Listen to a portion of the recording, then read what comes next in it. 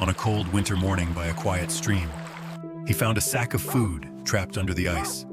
Inside was a tiny German shepherd puppy, just a month old, shivering and panting for warmth. As Ethan Walker held the fragile creature in his arms, something inside him lit up.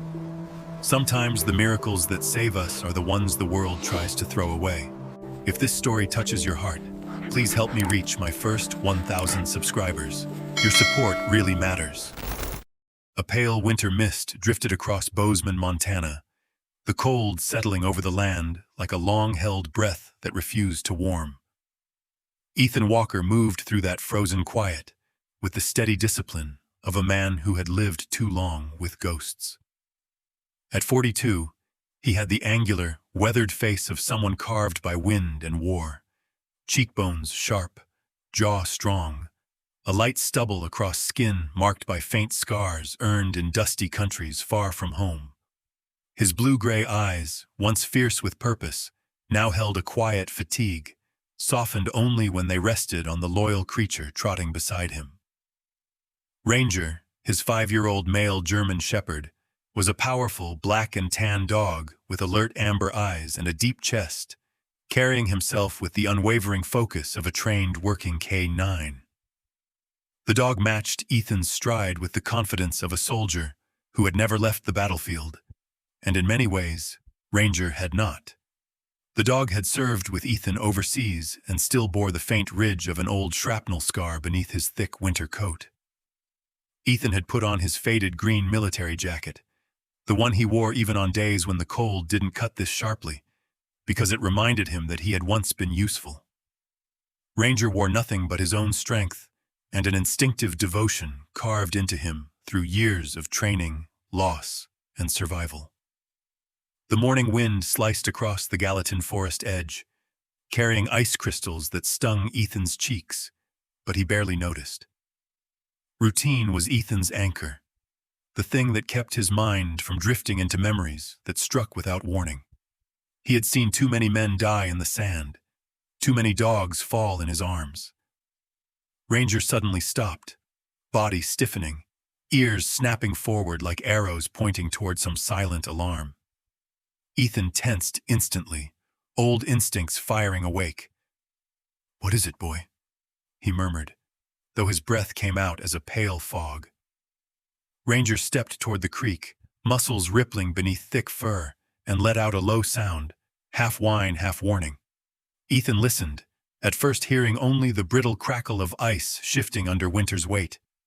Then it came, a sound so faint he wondered if grief itself had imagined it. A tiny, ragged whimper. Not human, not adult, fragile as a heartbeat in a storm. Ethan moved quickly, boots crunching through layers of snow as Ranger guided him toward a jutting branch that reached over the slow-moving, partially frozen water. Something dark hung there, swaying with the current. A feed sack, torn, soaked, stiff with ice. Ethan's stomach tightened. Nothing good ever came from a bag tossed into winter water. He dropped to one knee beside the creek, the cold biting through his jeans, and reached into the frigid water without hesitation. His fingers closed around the rough fabric, and the bag felt far too light to contain anything alive. Still, he pulled it free, dragging it toward the bank. The moment he laid it on the snow, Ranger pressed close, trembling, slightly, a rare sign of fear that twisted Ethan's chest. He opened the sack, peeling the frozen cloth apart. Inside, curled in a trembling knot of fur, was a German shepherd puppy, maybe 1, maybe 2 months old, its tiny ribs visible beneath a damp, black and tan coat that should have been fluffy, but was instead plastered to its small, shaking body. Its eyes were barely open, glazed with cold, and each breath came thin, almost imaginary. Ethan felt something inside him crack. Ranger let out a soft rumble, lowering his head until his nose brushed the pup's ear. Ethan slid his hands under the cold little body, lifting it gently to his chest. The puppy let out a weak cry, and Ethan's heart lurched as if struck. Memory rose violently. The sand, the explosion, the frantic digging with his bare hands, the weight of his fallen canine partner who never opened his eyes again. Ethan blinked hard, but the winter air did not forgive tears. Yet the tiny heartbeat against his chest was real, fearful, fading, but real, and it pulled him out of the past like a rope thrown to a drowning man. "Not this time," he whispered, voice rough. "I won't lose another one." Ranger nudged Ethan's arm, as if sealing the promise, and there, beside the frozen creek, Ethan felt something he hadn't felt in years, a fragile spark of purpose returning to a life gone quiet. The bell above the clinic door jingled sharply as Ethan Walker pushed his shoulder against the frame, holding the tiny German Shepherd puppy close to his chest to shield it from the brutal Montana wind. Ranger entered first, as he always did, alert, scanning, his heavy paws thudding softly on the linoleum floor. The warmth inside fogged Ethan's breath instantly, and the sudden change in temperature made the puppy stir with a faint, pitiful cry that cut deeper into Ethan's ribs than the cold ever had. The clinic was small, the kind of place built more from devotion than money, with faded posters of healthy pets on the walls and shelves lined with jars of cotton pads and ointments. The faint smell of antiseptic mixed with pine-scented cleaner, an odd combination that somehow comforted Ethan. From the back room emerged Dr. Lily Morgan, wiping her hands on a soft beige towel. She was in her early 30s, with a slim figure and an unassuming grace. Her dark auburn hair was tied loosely into a bun, a few strands falling around her pale cheeks. Her eyes, a deep hazel that seemed almost amber under warm light, held the kind of gentleness that came from surviving heartbreak and choosing kindness anyway. Lily had once been known for her bright, unstoppable energy, but that was before her husband, a young commercial pilot with a crooked smile, died in a small plane crash during an unexpected storm 2 winters ago. Now Lily moved with quieter steps, as if grief lived under her skin but refused to break her spirit entirely. "Ethan," she said, voice softening when she noticed the bundle in his arms. "What happened?" He didn't trust his voice yet, so he simply shifted the puppy toward her. Lily's eyes widened as she led them quickly to the examination table. "Let's get him under the heat lamp." She positioned the small body beneath a gentle amber glow, her hands precise, steady. Ranger stood at Ethan's side but leaned slightly toward the table, his ears twitching as he watched every breath the puppy managed. Lily began examining the pup, lifting its tiny paws, checking its gums, running her fingers carefully beneath its matted coat. Then she stopped, her shaking fingertips resting below the pup's neck. "Ethan," she whispered, "look at this." A ridge of raw, irritated skin circled the puppy's neck, thin but unmistakably deliberate. A rope burn. Ethan felt tension coil inside him again, a familiar tightening that came every time he encountered senseless cruelty. His jaw clenched as memories of battlefield dogs suffering the same marks clawed at the back of his mind. "Someone tied him up," Ethan muttered, voice low. Ranger's hackles lifted, a silent growl vibrating through his chest. "And not gently," Lily confirmed, swallowing thickly. She moved to the chip scanner and passed it slowly along the puppy's small frame. For a moment, nothing happened. Then the device beeped, a sharp, sterile sound that sliced through the room. Lily glanced at the screen, then froze. Her breath hitched. Color drained from her pale face, leaving her looking like a ghost against the bright clinic lights. This can't be right," she murmured, tapping the screen again. "What is it?" Ethan asked. Lily looked up, and in her eyes he saw not fear, but recognition. "This puppy is registered to Prescott Ranch." Ethan felt a cold weight drop inside him. Prescott Ranch was infamous in the outskirts of Bozeman. Owned by Harold Prescott, a broad-shouldered cattle magnate with iron-gray hair, a booming voice and a reputation for cruelty whispered behind closed doors. Several years back, rumors spread about unlicensed breeding, mistreatment, and missing dogs, but every investigation vanished after a quiet conversation shone with the right people. Prescott was powerful, wealthy, and known for making problems, and animals, disappear. Lily stepped back slightly, pressing her towel against her chest. If this pup came from that ranch, Ethan, someone might have tried to get rid of him on purpose. Ranger moved closer to the table, lowering his massive head beside the trembling puppy as though trying to shield him from the world. Ethan felt a pulse of anger rise, steady and heavy. Why would anyone want to make a 1-month-old puppy disappear? He asked, though part of him already knew the answer. Because cruelty didn't need a reason. Some things, Lily said quietly, are easier to throw away than fix. Ethan looked down at the tiny creature fighting for warmth beneath the lamp. Its breaths were shallow, but each one seemed to cling to life with stubborn determination. A spark flickered inside him, the same fragile spark that had appeared by the creek. Whoever did this, Ethan whispered, didn't want him found. Ranger nudged his elbow, a silent agreement. Ethan's hands curled into fists.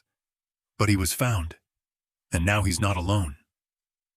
Though Ethan didn't yet know the full truth, one fact settled deep into him like a winter root taking hold. Someone at Prescott Ranch had wanted this puppy gone, and Ethan Walker had just stepped into a storm much larger than he realized.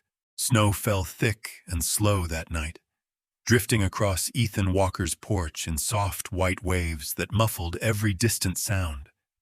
Inside, the small cabin glowed dimly from a single lamp, its warmth barely cutting through the winter that clawed at the windows. Ranger lay beside the wood stove, his head resting near the tiny German shepherd puppy, who slept fitfully beneath layers of blankets. Ethan sat nearby, elbows on his knees, staring into the flames as questions circled him like ghosts. Prescott Ranch, rope burns, a puppy too young to survive alone.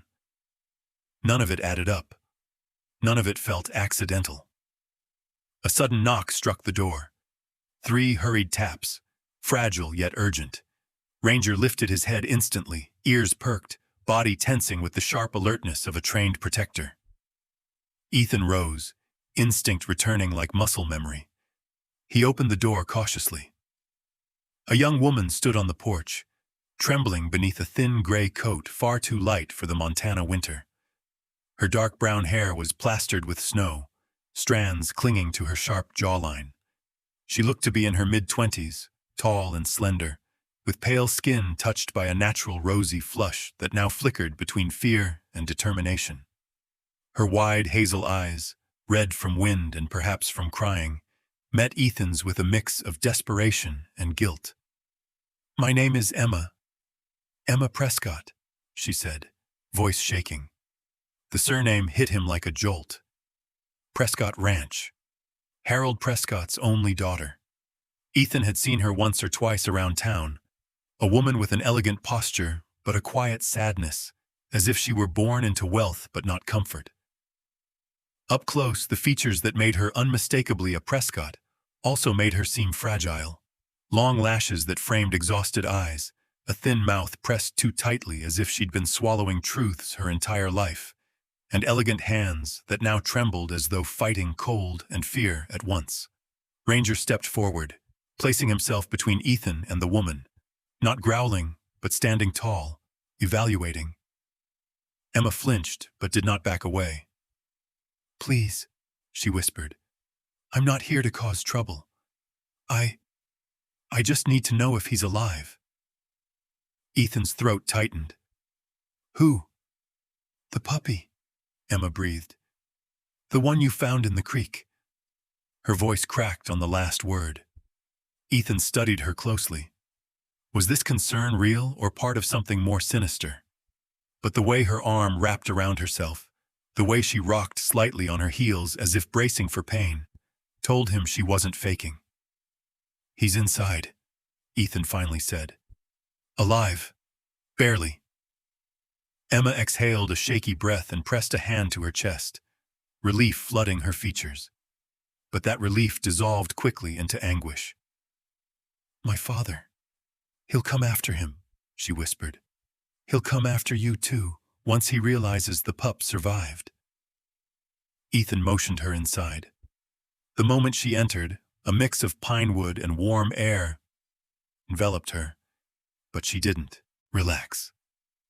Her eyes immediately fell on the puppy sleeping beside Ranger, and her expression cracked like something inside her had finally broken open. She sank to her knees beside the pup, gently brushing a finger along its tiny ear. "His name is Snow," she murmured. "I named him the night he was born. He was the smallest, always cold, always shaking. I promised I'd protect him." Ethan folded his arms. "Why was he in that sack?" Emma swallowed hard. "Because my father believes in purification." She paused, shoulders trembling. "If a litter isn't perfect, if the puppies don't show the traits he wants, he orders them removed. That's his word for it. Removed." Ethan felt the same cold rise in him that had filled him by the creek. Ranger pressed closer to the puppy, as if understanding every word. "I tried to save them," Emma whispered. "I took the weak ones at night, hid them, fed them by hand. But last week, Father found the hiding place. He fired the ranch hands who helped me, locked the kennels, and told me I was never to interfere again." Her hazel eyes lifted to Ethan's, wet but unbroken. "Snow was the last one. I was going to run with him tonight, but someone must have seen me. They took him before I got there. I thought he was dead." The pain in her voice was real, too real to be a performance. Ethan felt his jaw harden. Emma Prescott was many things: a wealthy ranch owner's daughter, a woman caught between privilege and helplessness. But in this moment, she was simply someone trying to save something small and good. He recognized that. He had once tried to save someone small and good, too. "What do you want from me?" Ethan asked quietly. Emma looked at him with a trembling resolve forming behind her eyes. "I want to stop him, but I can't do it alone. And I can't let Snow be taken back there. If my father finds out you rescued him..." She shook her head. "He'll make him disappear again. This time for good." Ranger let out a low rumble, not of threat, but of agreement, his amber eyes fixed on Ethan. Ethan felt the weight settle around him like the snow outside, not crushing, but inevitable. Saving Snow wasn't just an act of mercy anymore.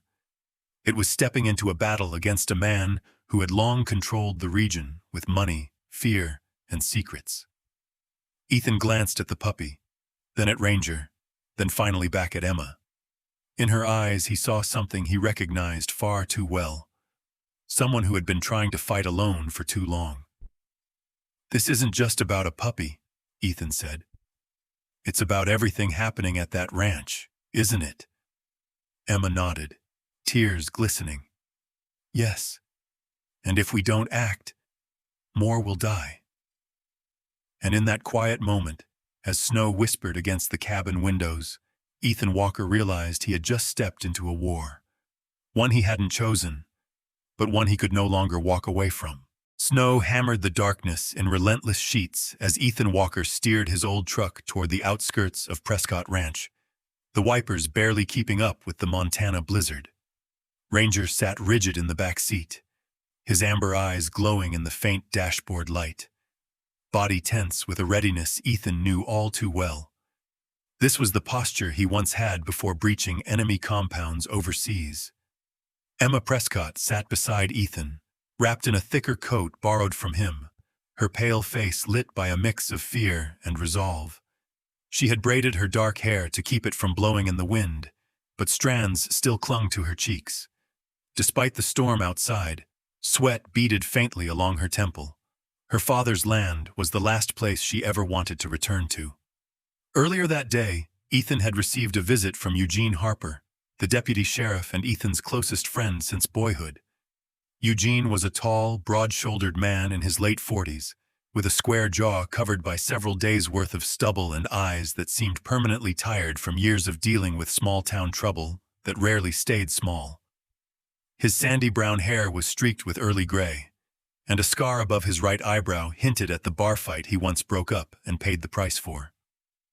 Eugene had warned Ethan in a low, urgent voice, "Harold Prescott's telling folks you stole from his ranch. If he gets the sheriff on his side, you'll be the one answering to the law, not him." Eugene wasn't one to overreact. His calm nature made every word heavier. He'd lost a cousin years ago to a corrupt livestock owner who buried his crimes under money and intimidation.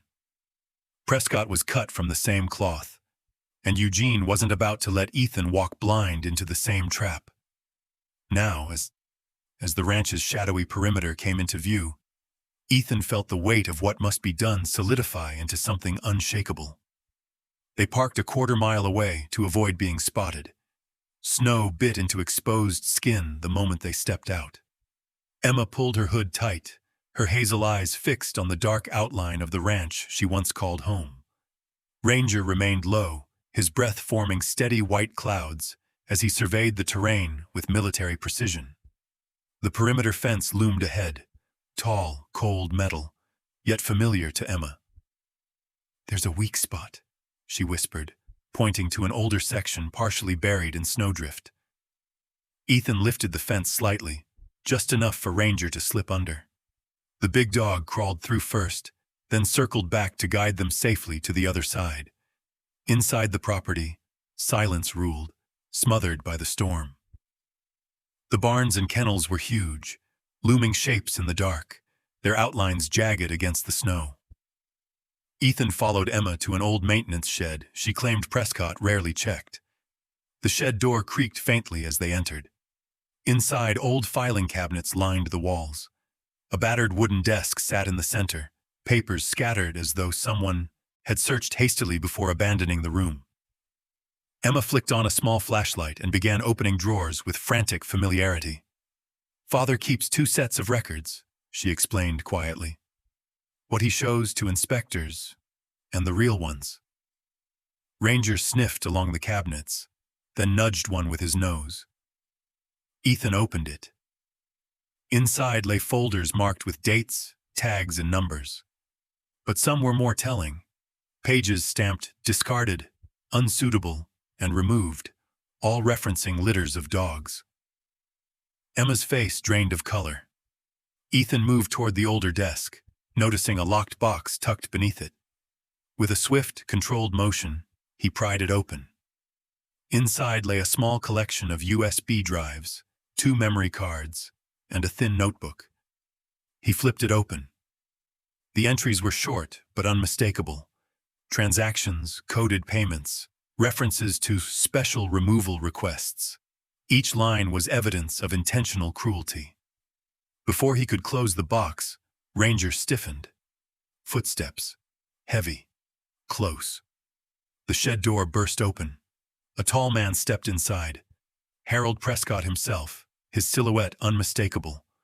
He was in his late 50s, with a thick torso and hard, square jaw lined with steel-gray stubble. His cold blue eyes bore the confidence of someone used to obedience. Snow clung to his heavy ranch coat, and in his gloved hand he held a shotgun. Behind him stood 2 hired guards, large men with shaved heads and expressionless faces. "You shouldn't have come here, girl," Harold growled at Emma. His voice rumbled with disappointment rather than surprise, as though he always suspected she would betray him eventually. Ethan positioned himself between Emma and her father, lifting the box of evidence slightly. "We found your real ledgers." Harold's lip curled. "You think anyone will believe a washed-up soldier and my ungrateful daughter?" The guard to his right raised his pistol. Everything happened at once. The click echoed. Ranger lunged, a blur of fur and instinct, as the first shot rang out. The bullet hit Ranger's protective vest, deflected but strong enough to stagger him. Ethan charged forward, tackling the gunman, the notebook scattering across the floor. The second guard aimed, but Emma stepped between her father and Ethan, voice rising in a trembling scream. "Stop! I won't let you kill them like you killed the others!" For a split second, Harold froze, not out of mercy, but out of shock that she dared defy him. And in that sliver of hesitation, another voice thundered, "Sheriff's Department, drop your weapons!" Eugene burst through the doorway with two deputies, firearms raised but steady. Prescott's guards hesitated, then dropped their weapons. Harold glared at Emma as if betrayal had pierced him deeper than any bullet. But the evidence was already in the deputies' hands. Eugene met Ethan's eyes with a nod that said everything. This time, the truth won't stay buried. And outside, the storm raged on, cleansing the ranch in white. The last of the winter ice melted slowly across the valley as spring crept into Bozeman, softening the hard edges of the land, the way forgiveness softens a battered heart. 3 months had passed since Harold Prescott's arrest, and the ranch that once echoed with fear now lay silent behind locked gates, its kennels emptied, and its dark history laid bare. Ethan Walker had spent those months helping authorities document every inch of what they found. But for the first time in years, the weight on his chest felt lighter, as though someone had finally opened a window in a house long sealed shut. Ranger healed quickly from the impact of the bullet, thanks to the protective vest he still insisted on wearing for weeks afterward, as though it reminded him of who he was and who he had protected. Snow, once the trembling bundle of fur rescued from the frozen creek, had grown into a playful, bright-eyed German shepherd pup with oversized paws and a habit of waddling too fast for his legs to keep up. His coat, a soft mix of black and tan, was now glossy under Emma's constant brushing. He'd become Ranger's shadow, following him everywhere, much to Ranger's patient annoyance. Emma Prescott, no longer bound to the suffocating expectations of her father, had rented a small cottage 2 houses down from Ethan's cabin. Though still slender and tall, she looked different now, less fragile, her posture straighter, her cheeks touched with a soft spring warmth rather than winter fear. She often wore her brown hair loose these days, letting the breeze play with it as she walked through the meadows with Snow bounding beside her. She'd spent much of her life living under strict rules and silent threats, but now her expression carried a gentleness paired with a new resilience, something like a flower finally growing in the right soil. Her kindness toward animals, once hidden in secret corners of the ranch, had become her purpose.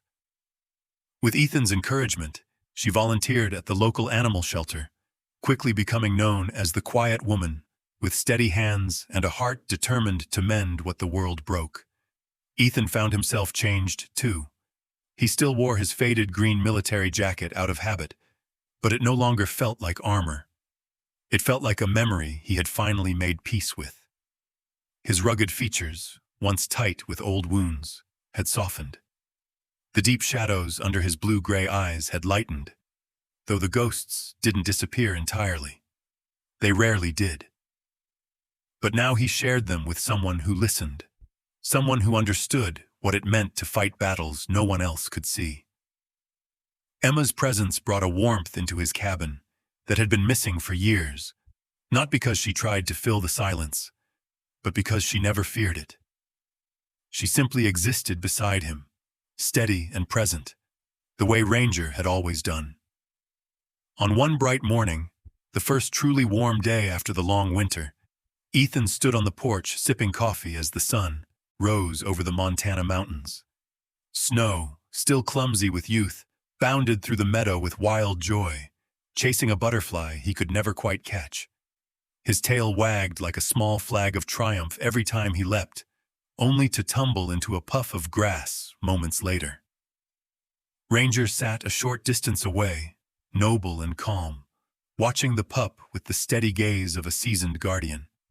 His ears flicked in amusement now and then, especially when Snow attempted to pounce on his own shadow. Emma joined Ethan on the porch, the morning light framing her features with a softness that seemed almost unreal.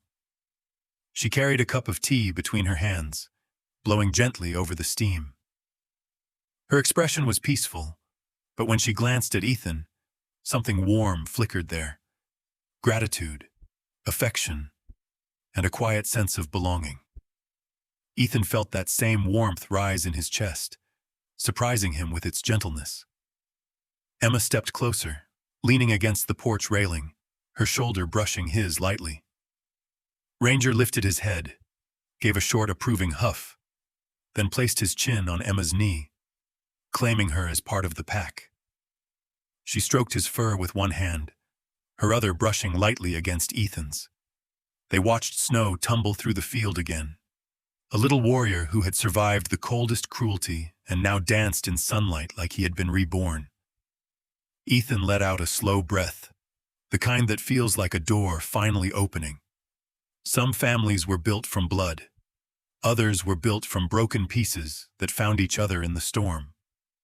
And as Ethan stood there with Emma, Ranger, and Snow, each scarred in different ways, each healing in the presence of the others, he understood something he had not allowed himself to believe for a long time.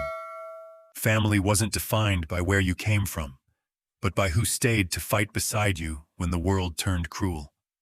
And for the first time in years, Ethan Walker felt truly home. In the end, this story reminds us of something many of us forget in the rush of daily life: that miracles rarely arrive with thunder or bright beams from the sky.